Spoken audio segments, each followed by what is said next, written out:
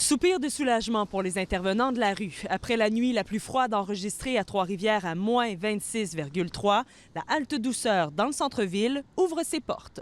Avec les froqueluches, c'est sûr que je suis content qu'on puisse enfin ouvrir. Mais oui, c'est un soulagement.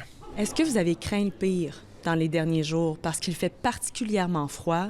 Honnêtement, je suis très content de ne pas avoir eu de décès. Tu sais, des froids comme ça, si tôt, ça fait très longtemps qu'on n'en a pas eu. Ça me rappelle mon enfance, là. Ça faisait longtemps.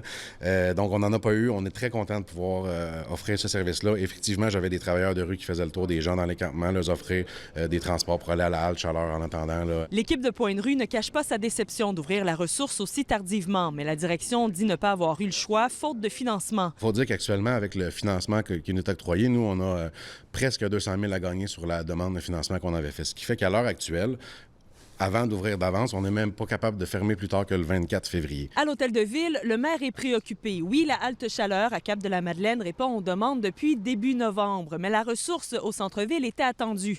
Il assure avoir eu des discussions, notamment en matière de financement, avec le ministre Boulay. Bien, c'est un enjeu important. Puis, bon, il faut savoir que c'est pas la ville qui finance l'intervention. Nous, on a aidé, par exemple, on finance une partie de l'endroit, l'acquisition qu'ils veulent faire de l'édifice où ils sont. Mais connaissant cette situation-là, dans une rencontre récente que j'ai eue avec le ministre Jean Boulet, on a mis ça sur la table. On attend quoi pour pouvoir peut-être revoir ou dépasser la bureaucratie pour un enjeu de sécurité? Bien, comme je vous le disais, d'abord, il y a une intervention à faire auprès des autres paliers politiques.